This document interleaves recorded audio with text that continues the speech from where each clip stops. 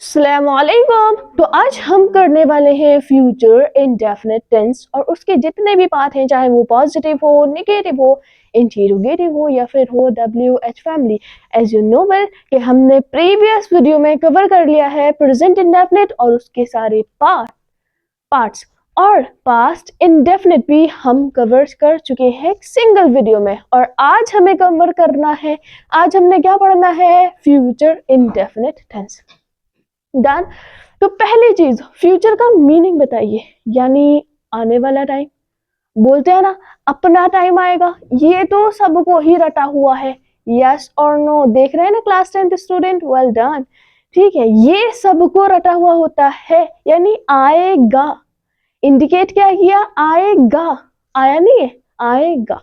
यहाँ पर हम इंडिकेट करते हैं, ये इशारा करते हैं कि फ्यूचर का मीनिंग है आने वाला टाइम, यानी जो भी काम होगा, चाहे वो जाना हो या खाना हो। यानी अगर कहें मैं खाऊंगा, मैं जाऊंगा, मैं टाइम बनाऊंगा, इस वे में जब सेंटेंस आएंगे तो वो होते हैं आपके फ्यूचर इंडेफिनिट।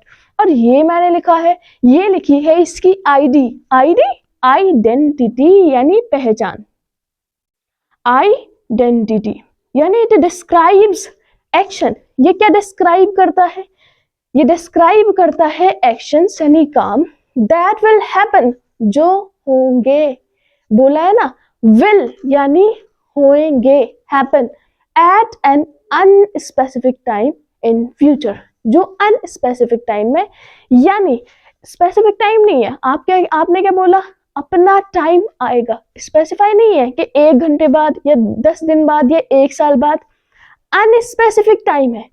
और कब आएगा, इन फ्यूचर यानी आने वाले टाइम में। तो ये क्यों लिखा है, ये तो बस मैंने इसीलिए लिखा है ताकि अगर आपको देखना हो तो देख लें, अदरवाइज तो आपको समझ आ रहा है। यानी जब सेंस होगा आने वाला टाइम, मैं बाजार जाऊंगा, मैं पढ़ाई करूंगा, ये सबसे ज्यादा सेंटेंस होता है क्लास 10th स्टूडेंट का। कल से पढ़ाई करेंगे, कल से पढ़ाई करेंगे, और उनका कल कभी आता ही नहीं, एग्जाम आ जाता है। डन।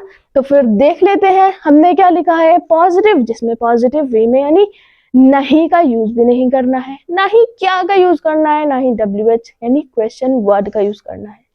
निगेटिव, अगर नहीं आपने सेंटेंस में ना लगा दिया, जैसे मैं नहीं जाऊंगा, नहीं का यूज किया तो बन गया निगेटिव सेंटेंस।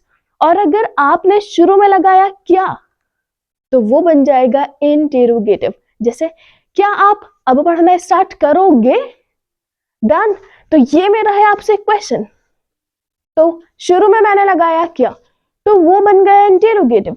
WH फैमिली यानी जहां होंगे क्वेश्चन, कब, कहां, किसने, किसको, कितने, एक्सेट्रा। तो स्टार्ट करते हैं। पहला क्वेश्चन है, मैं वहां जाऊंगी, यानी जाऊंगी, अभी गई नहीं हूं, जाऊंगी। तो मुझे समझ आया, मैंने क्लास में पढ़ा। अभी आपने बताया कि जब एक्शन होगा तो वो होगा फ्यूचर इंडेफिनिट, ठीक है, लेकिन ये तो मुझे समझ आया, इसके लिए स्ट्रक्चर क्या यूज करते हैं। तो अगर हमारा केस है अफर्मेटिव यानी पॉजिटिव, तो हम स्ट्रक्चर यूज करते हैं, आना होगा सब्जेक्ट यानी डूअर, करने वाला, प्लस उसके बाद आपको लगाना है विल और आपको लगाना है शेल। देन उसके बाद आप लगाएंगे V1 प्लस RW यानी रिमेनिंग वर्ड्स। तो सब्जेक्ट क्या है, डूअर, करने वाला। विल और शैल क्या है, विल और शैल है हेल्पिंग वर्ब, जो इंडिकेट करती है कि ये फ्यूचर इंडेफिनिट टेंस है। डन। सब्जेक्ट करने वाला, उसके बाद V1 यानी वर्ब, एक्शन, कोई भी काम, चाहे वो हंसना हो या रोना, गाना हो या खाना, या फिर हो किसी को खिलाना। नेक्स्ट है RW रिवीजन वर्क, नहीं, ये है रिमेनिंग वर्ड्स, यानी जो वर्ड्स बच जाते हैं आप उनको बाद में ऐड कर देंगे। तो आ जाइए, सबसे पहले है मैं वहां जाऊंगी, डूअर, करने वाली कौन है, जाने वाली कौन है, मैं। तो हमें लगाना है आई, क्योंकि मैं के लिए जो इंग्लिश आती है वो आती है आई। तो आई के बाद बस 2 चीजें आप याद रखना, आई और वी, यानी फर्स्ट पर्सन के लिए आई और वी को फर्स्ट पर्सन बोला जाता है, इसके लिए हम यूज करते हैं shall का। अदरवाइज वो सेकंड पर्सन हो या थर्ड पर्सन, चाहे वो यू, शी, ही, इट या दे, या फिर किसी का नेम ही क्यों ना हो, सब जगह will लगाना है। आई और वी के साथ shall लगाएंगे, बाकी हर जगह will लगाएंगे। डन। तो मैं वहां जाऊंगी, तो आई, उसके बाद विल और शेल। मैंने क्या बताया आपसे? मैंने बताया आई और वी यानी फर्स्ट पर्सन के साथ क्या लगाना है, बताइए जल्दी फास्ट कमेंट सेक्शन में, ताकि आपको क्या हो जाए, मेमोराइज हो जाए, आपकी याद में रह जाए, क्योंकि आपको ये सीखने हैं और अप्लाई करने हैं जब आपको बोलना है। आई शेल, वी वन यानी वर्ब, और वो भी फर्स्ट फॉर्म। वर्ब यानी एक्शन, क्या काम है जो उसको करना है, जाना। और जाना क्या है? जाना है एक एक्शन। तो जाने के लिए आएगी इंग्लिश गो, आई शैल गो। और रिमेनिंग वर्ड्स क्या है? वहां, तो लिख दीजिए देयर। याद रहे यहां पर THERE वाला देयर आएगा, ठीक है। वो जो होता है ना THEIR देयर, वो होता है पॉजेसिव केस, ठीक है। जब आएगा हम आपको बता देंगे। आई शैल गो देयर, आपको बनाना आ गया, वेल डन। अब आप बनाएंगे नेक्स्ट वाला। नेक्स्ट क्या है? हम बाहर खेलेंगे। तो सब्जेक्ट सबसे पहले लगाना है, जैसे यूजुअली हम लगाते हैं। तो सब्जेक्ट क्या है? हम, क्योंकि खेलने वाले कौन है? हम। करने वाले कौन है? हम। तो लगाइए जल्दी, क्विक, मुझसे पहले। वी, उसके बाद क्या लगाना है? शैल, क्योंकि फर्स्ट पर्सन के साथ शैल का यूज करते हैं। We shall. आगे उसके बाद V1, वर्ब क्या है? खेलना। और खेलना की इंग्लिश क्या आएगी? Play. We shall play. Remaining word बाहर, और बाहर के लिए आएगा आउटसाइड। Well done. आगे देखिए क्विक, तुम गुब्बारे खरीदोगे। तुम गुब्बारे खरीदोगे। तो सबसे पहले बनाइए डूअर, यानी करने वाला। करने वाला कौन है? तुम, क्योंकि खरीदने वाले कौन हो? तुम। तो तुम के लिए इंग्लिश आती है यू, तो लिखिए जल्दी से फास्ट, यू। अब क्या लगाना है? विल और शैल, क्योंकि ये इंडिकेट करती है फ्यूचर इंडेफिनिट टेंस को। यू विल, क्योंकि अभी आपने बताया बस फर्स्ट पर्सन यानी आई और वी के साथ शैल लगाइए, otherwise will. You will. Then उसके बाद V1, वर्ब क्या है? खरीदना। जनरली जब आप ना लगाएंगे किसी भी वर्ड में तो वो बन जाएगा वर्ब। अब मैं सबकी बात नहीं कर रही हूँ, यानी मैंने आपको पहली चीज ये बता दी, वर्ब है एक्शन, कोई भी एक्शन क्या है? वर्ब। और पढ़ते हैं हम केजी क्लास में, action words are called verb. You will buy, you will buy, और क्या खरीदने हैं? Remaining words balloons. नेक्स्ट आ जाइए, नेक्स्ट क्या है? नेक्स्ट है स्पेल, वह प्रतीक्षा यानी इंतजार, वह प्रतीक्षा करेगा। तो यानी वह प्रतीक्षा करेगा, और करेगा ने इंडिकेट किया कि ये फ्यूचर इनडेफिनिट टेंस है। तो सबसे पहले लगाना है सब्जेक्ट। सब्जेक्ट कौन है? वह। तो वह यानी बॉय है, तो हम लगाएंगे ही। इन केस ऑफ मेल हम यूज करते हैं ही, और in case of female comment में बताओ मुझे क्विक, ही। देन उसके बाद हेल्पिंग वर्ब। हेल्पिंग वर्ब क्या लगानी है? Will, he will. देन आगे V1, वर्ब क्या है? इंतजार करना। इंतजार करना एक एक्शन है, तो इंतजार की क्या आएगी? वेट। ही विल वेट, वह इंतजार करेगा। नेक्स्ट, वह मुझे सताएगी। सताएगी, तो सताने की तो आती है एक वर्ब जो है टीज, ठीक है। वह मुझे सताएगी, वह यानी सब्जेक्ट, तो लगाइए ही। नहीं, कमेंट में लिखवा लिया है मैंने आपसे शी, क्योंकि मैंने कहा था इन केस ऑफ मेल ही का यूज करते हैं, और in case of female she का, जो आपने कमेंट में लिख दिया है। शी, उसके बाद विल, क्योंकि विल लगाना है बस फर्स्ट पर्सन को छोड़कर। क्या फर्स्ट पर्सन में विल लगा सकते हैं? लगा सकते हैं, बता ही देती हूँ। फर्स्ट पर्सन यानी आई और वी के साथ आप विल तब लगाएंगे जब आप ये शो करेंगे कि भाई मुझे करना ही करना है, एट एनी कॉस्ट, किसी भी कीमत पे मुझे करना है, मैं जाऊंगा, मैं खाऊंगा, मैं जरूर करूंगा, अवश्य ही करूंगा, तब आप विल का यूज करते हैं। जब आप जोर दे के बात कहते हैं ना, फोर्सफुली, तब आप विल का यूज कर सकते हैं आई और वी के साथ। देन शी विल, V1 क्या है? सताना, tease, she will tease, remaining words मी है निगेटिव वाले। और निगेटिव याद रखना, मैं कुछ बनवाऊंगी एंड देन आप खुद इससे बनाएंगे और कमेंट सेक्शन में लिखना है। जब आप लिखेंगे तभी तो बेटर मेमोराइज कर पाएंगे, तभी तो अच्छे से याद कर पाएंगे, आपकी मेमोरी में सेट हो जाएगा कि हाँ ये मैंने पढ़ा था और ये अब मुझसे आता है। अगर आप ये सोचते हैं बस मैं देखता रहूंगा फिनिश, उसके बाद मुझसे आ जाएगा, मुश्किल होगा थोड़ा। अगर आप ये चाहते हैं कि लॉन्ग टाइम तक मुझे याद रहे, तो आपको या तो नोटबुक में लिखना पड़ेगा या फिर आपको लिखना पड़ेगा कमेंट सेक्शन में। वो किसके लिए खुला है? आप लोगों के लिए। आपको वहां लिखना पड़ेगा। नेगेटिव है, मैं वहां नहीं जाऊंगी, यानी जाऊंगी लेकिन नहीं, तो हो गया नेगेटिव। और किसका? फ्यूचर इंडेफिनिट टेंस का। स्ट्रक्चर बस नॉट लगा दो, कंप्लीट हो गया। जैसे सब्जेक्ट विल और शैल, लेकिन उसके बाद ऐड कर देना नॉट। अगर आपने नॉट ऐड कर दिया तो ये आपका बन गया है नेगेटिव, फ्यूचर इंडेफिनिट के नेगेटिव वाला पार्ट। तो पहले है मैं वहां नहीं जाऊंगी, तो डूअर, सब्जेक्ट, सब्जेक्ट कौन है? करने वाला, जाने वाला, और जाने वाला कौन है? मैं। तो आई लिखा, आई के साथ क्या लगाना है? आई के साथ लगाना है शेल, लेकिन विल कहाँ लगा सकते हैं? जल्दी बताएं कमेंट सेक्शन में। आई शेल, उसके बाद नहीं अगर है तो नॉट लगा देंगे बस, आई शेल नॉट। V1 यानी वर्ब क्या है? जाना, जाना एक एक्शन है, तो ये वर्ब है।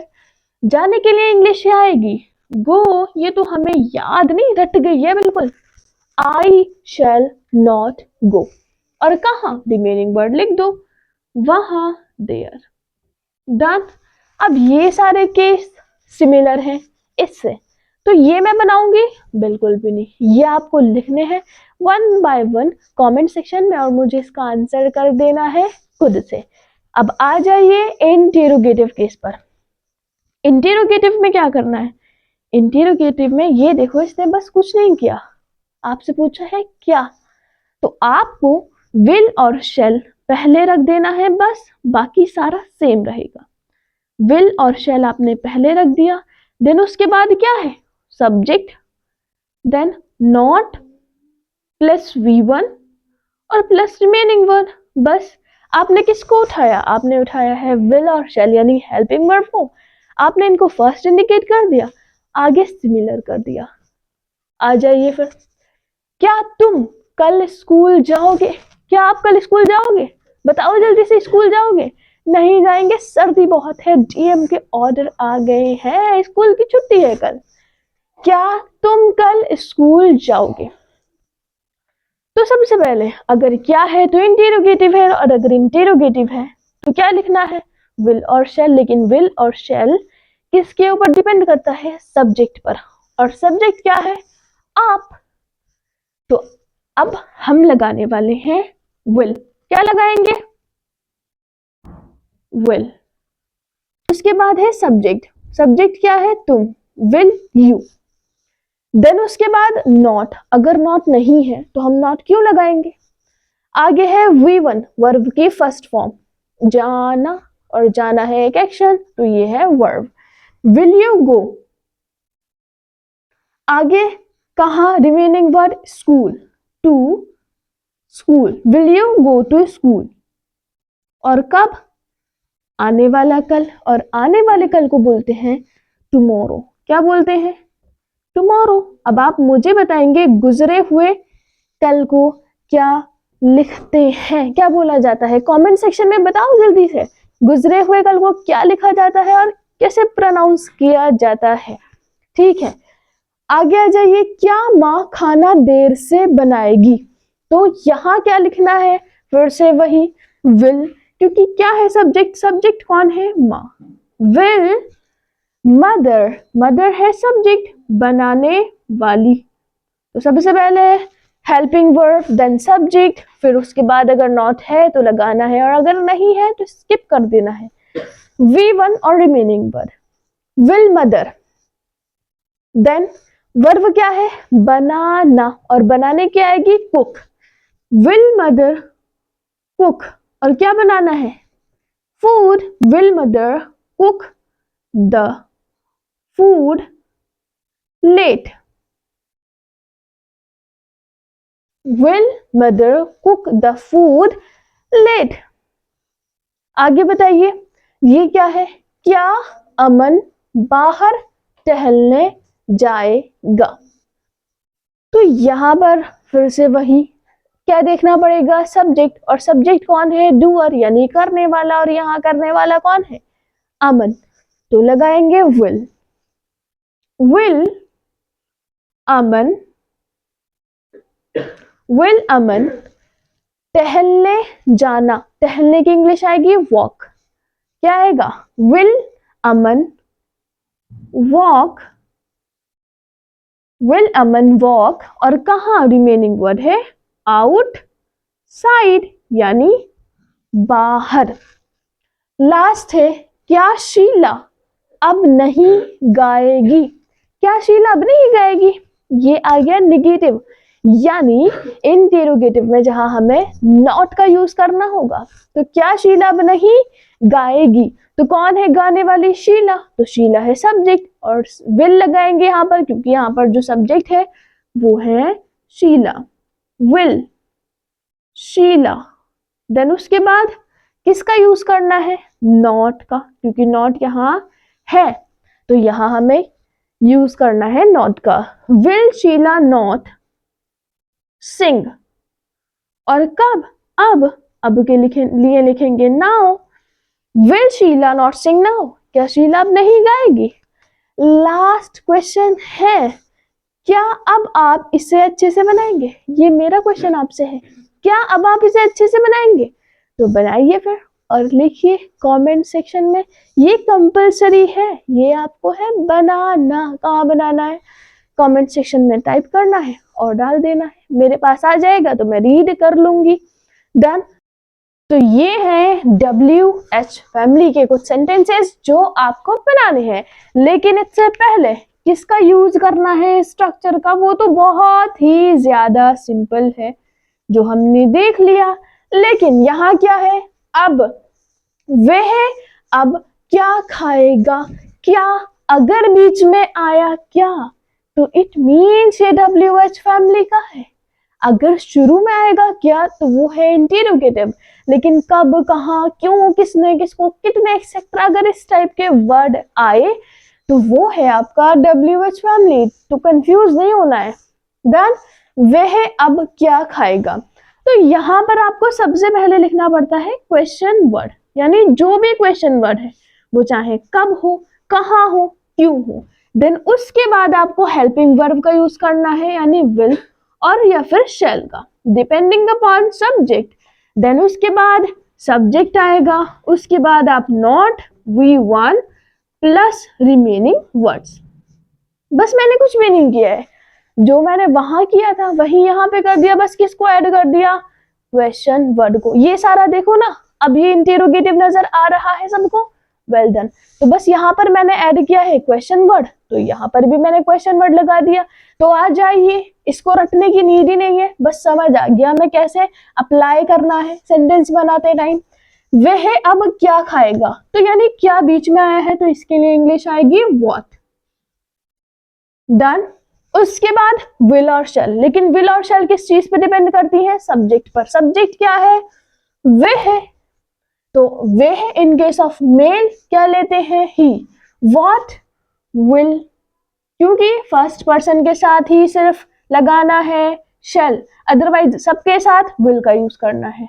देन उसके बाद he, what will he, आगे क्या है V1, वर्ब क्या है खाना, और खाने के लिए आएगी eat।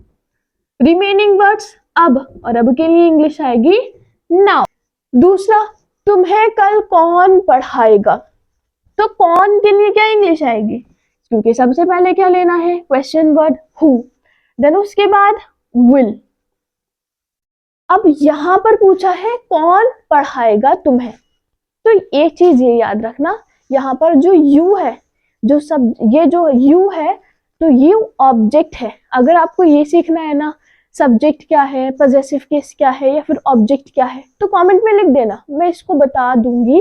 लेकिन अभी ये याद समझ लेना कि यहाँ पर जो कौन है वो हिडन है। जैसे मैं आपसे पूछूं आपको कौन पढ़ाता है, तो यानी पढ़ाने वाला, करने वाला सब्जेक्ट होता है, हाँ या नहीं, तो यहाँ पर वो ही छुपा हुआ है। डन। तो यहाँ हम बनाएंगे हु विल, देन उसके बाद सब्जेक्ट, सब्जेक्ट नहीं है, सब्जेक्ट कौन है, सब्जेक्ट है वो कौन जो छुपा हुआ है, हिडन है, तो आप लगाएंगे V1 वर्ब। वर्ब क्या है टीच, पढ़ाना यानी पढ़ाएगा, हु विल टीच, और उसके बाद रिमेनिंग वर्ब जो एक आपका ऑब्जेक्ट है यू। डन। आ जाइए नेक्स्ट, हम वहां क्यों जाएंगे, क्यों, क्योंकि इन्हें इंग्लिश आती है वाई, और वाई के बाद क्या लगाना है सब्जेक्ट, देखो क्या है हम, करने वाला कौन है, डूअर कौन है हम, तो वाई, वाई के बाद क्या लगाना है वाई शैल, वी, V1 क्या है वर्ब क्या है जाना, why shall we go there, हम वहां क्यों जाएंगे। नेक्स्ट, पायल खिलौने क्यों खरीदेगी, तो क्वेश्चन वर्ड क्या है क्यों, तो लिखिए फिर वाई, इसके बाद पायल है तो हमें लगाना पड़ेगा will, why will Payal. Question word helping verb, helping verb है विल और शैल, देन उसके बाद सब्जेक्ट कौन है खरीदने वाली, डूअर कौन है पायल, नॉट नहीं है तो नहीं लगाना, यूजुअल सी बात है, जनरली सी बात है, वाई विल पायल। उसके बाद V1 खरीदना, खरीदने के लिए आएगी buy, why will Payal buy the toys, खिलौने, रिमेनिंग वर्ड है तो लिख दो द टॉयज। और लास्ट आपका बचा है अध्यापक आपको क्यों नहीं डांटेगी, अगर आपने कमेंट में नहीं लिखे वो सारे सेंटेंसेस जो मैंने आपसे बोले हैं, और फर्स्ट तो कंपलसरी है वो आपको लिखना है जो मैंने लास्ट में कराया था, ठीक है, तो मैं आपको बिल्कुल डांटूंगी, स्कूल में रेडी रहना। अध्यापक आपको क्यों नहीं डांटेगी, ये उसका राइट है। डन। तो क्यों के लिए इंग्लिश आएगी वाई, देन उसके बाद क्या लगाना है विल और शैल, किस पे डिपेंड करता है सब्जेक्ट पर, सब्जेक्ट कौन है अध्यापक, why will teacher, why will teacher, then उसके बाद नॉट, क्योंकि नॉट यहां है, वाई विल टीचर नॉट, डांटने किस आएगी स्कूल्ड, और किसको आपको you, why will the teacher not scold you, क्या आपको टीचर नहीं डांटेगी, बिल्कुल डांटेगी, आपको क्या करना है कमेंट में लिख देने हैं, मेमोराइज आपको हो जाए और अच्छे से लॉन्ग लास्टिंग तक आपको ये याद रहे, बहुत हेल्पफुल है आपके लिए अनसीन पैसेज जब आप बनाएंगे 12th 10th का या 12th जो भी एग्जाम देने जाएंगे तब भी आपको बहुत हेल्पफुल होंगे, और जब आप स्पीकिंग करेंगे तब भी कहीं ना कहीं। तो आज के लिए इतना ही, लास्ट मेल से thank you and Allah Hafiz.